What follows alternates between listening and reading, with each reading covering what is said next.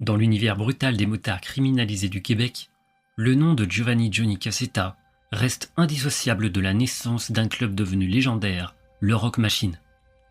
Aux côtés de son frère Salvatore, Johnny a façonné un groupe qui deviendrait l'un des principaux adversaires des Hells Angels durant les années les plus sanglantes de la criminalité québécoise.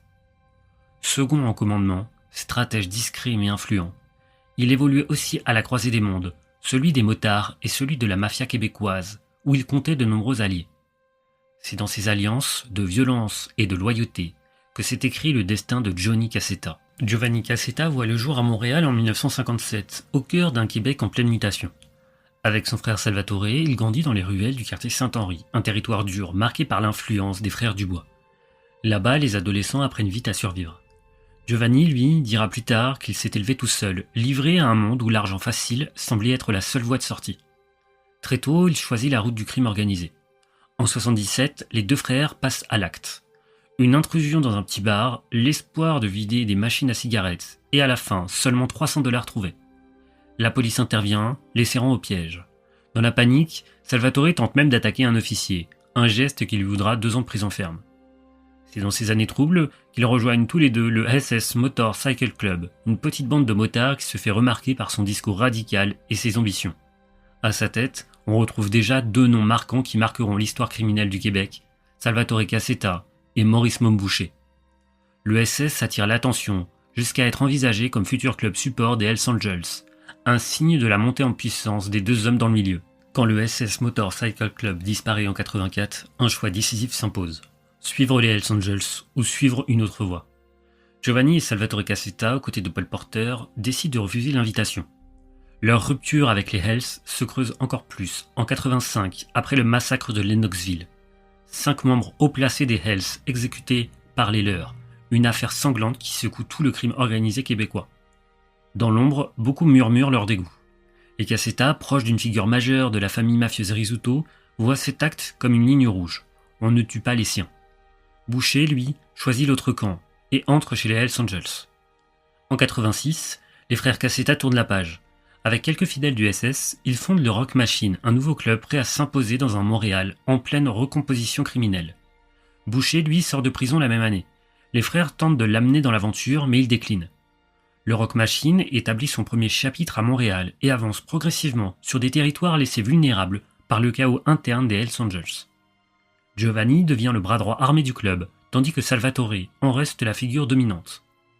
Grâce à un recrutement massif, le Rock Machine rassemble bientôt plus d'une centaine de membres et prospects entre Montréal et Québec. Le groupe scelle des alliances majeures, la famille Rizzuto pour la mafia, le West End Gang pour les importations et le gang des Dubois pour le terrain.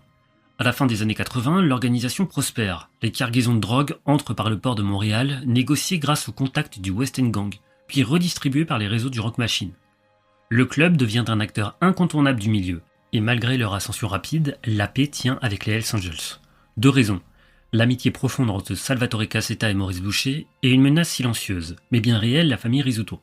S'attaquer au Rock Machine, c'était risquer d'affronter la mafia elle-même, une frontière que les Hells Angels préfèrent ne pas franchir.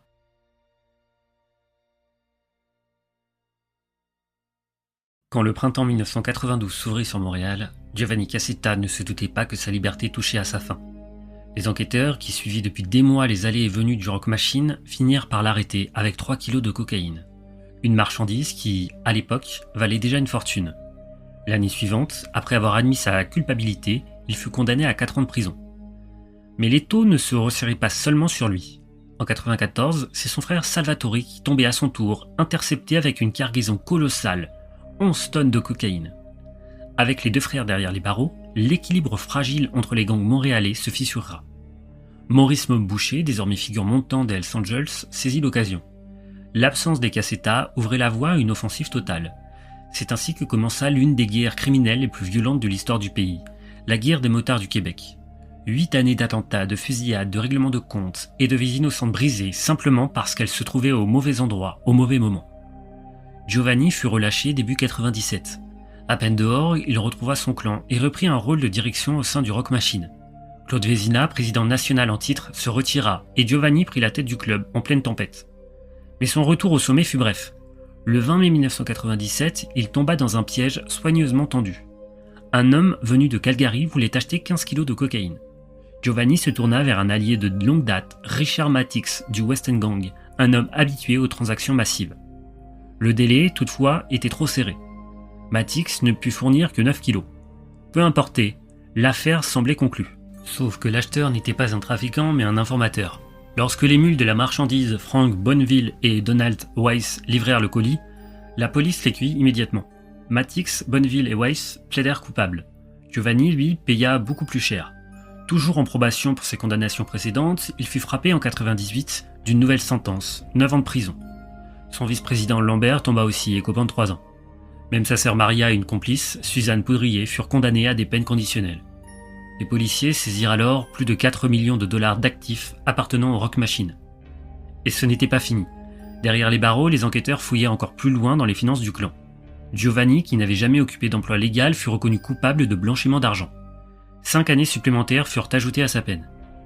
L'État confisqua le reste de ses biens, plus de 600 000 $, une Jeep Cherokee, une Corvette de 1959, une Lexus, même sa bague en or du Rock Machine, pièce gravée et symbole du monde où prestige et violence se confondent. Une chute brutale, presque inévitable, au cœur d'une guerre qui avait déjà rendu Montréal méconnaissable. Les années passèrent lentement derrière les barreaux. En 2004, Giovanni Cassetta fut transféré d'un établissement à sécurité maximale vers un pénitencier à sécurité moyenne à Laval. Un changement d'environnement certes, mais la prison restait la prison. Lorsqu'en mai 2005, il se présenta devant la commission des libérations conditionnelles, il tenta de convaincre que sa vie pouvait encore prendre une autre direction. Il affirma vouloir quitter le Québec, s'installer à Calgary et monter une entreprise de construction. Il jura, comme son frère Salvatore avant lui, n'avoir jamais eu de rôle dans la guerre des motards. Selon lui, tout cela n'aurait jamais eu lieu s'il n'avait pas été enfermé. Les Hells Angels, affirma-t-il, avaient déclenché le conflit pendant qu'il croupissait en cellule. Mais les commissaires ne furent pas dupes. Même s'ils ne pouvaient le relier directement à une fusillade ou à un attentat, ils rappelaient que des dizaines, peut-être des centaines de vies avaient basculé sous l'effet du marché de la drogue qu'il avait contribué à bâtir. La demande de libération fut rejetée. Car malgré ces dénégations, les faits demeuraient. En 1997, lors de sa brève liberté, Giovanni avait repris le contrôle du Rock Machine, multipliant les transactions de cocaïne et s'appuyant sur un réseau criminel vaste et solide.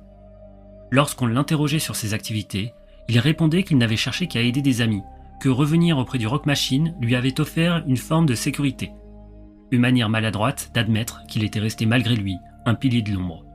Pourtant, il jurait désormais vouloir couper les ponts, laisser ce monde derrière lui, chercher la paix plutôt que la puissance. À sa sortie, le paysage criminel n'avait plus rien à voir avec celui qu'il avait connu. Son frère Salvatore avait fini de purger sa peine, Boucher, autrefois ami puis ennemi indirect, était désormais condamné à vie.